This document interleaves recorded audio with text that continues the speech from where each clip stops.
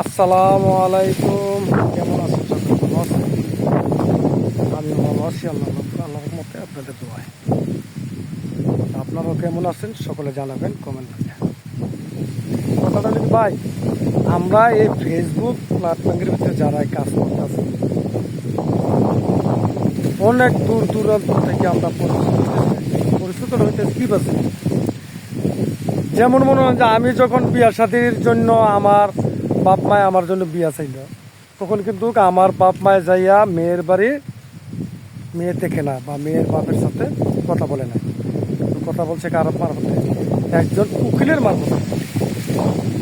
একজন উকিলের কাছে বলছে যে আমার বাপে বা আপনার ভাই, আপনার বাবা, আপনার আত্মীয় স্বজন যেই একজন বিয়ে সাথে করার যুক্ত হয়েছে, তখন আপনার একজন উকিলের মারফতে জানাইছে যে ভাই আমার ছেলেটা বিয়ার যুক্ত হয়েছে, আপনার বিয়ে সাথে করাবো, ভালো সম্বন্ধ পাইলে বা ভালো মেয়ে পাইলে বা ভালো বংশধর পাইলে একটা বিয়ে আইন, তাই না? একজন উকিলের কাছে বলছে, উকিলে কিন্তু একটা ভালো একটা ফ্যামিলি এবং ভালো একটা বংশধর পিছিয়ে একটা বিয়ের সাথে আনছে, আইনা দেখাইছে। তখন পরিচিত কার উচিল হইল? একটা উকিলের মারফতে।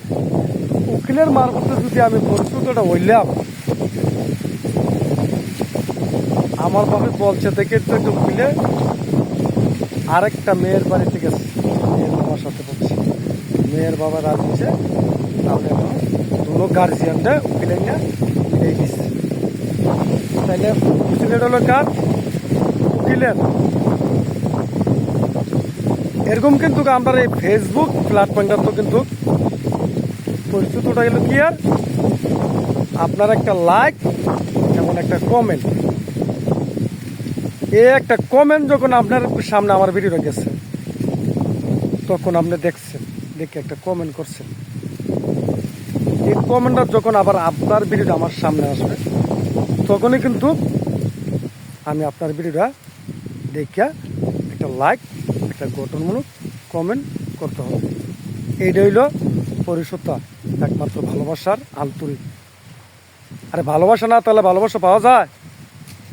আর আমরা কি করি, অন্য আরেকজন যে আমি যে কমেন্টটা করলাম, কমেন্টার দ্বারা যে পরিচিত নিলাম আমি তার কাছ থেকে, সে কিন্তু আমার পরিচিত দেওয়ার কোনো প্রয়োজনই মনে করল।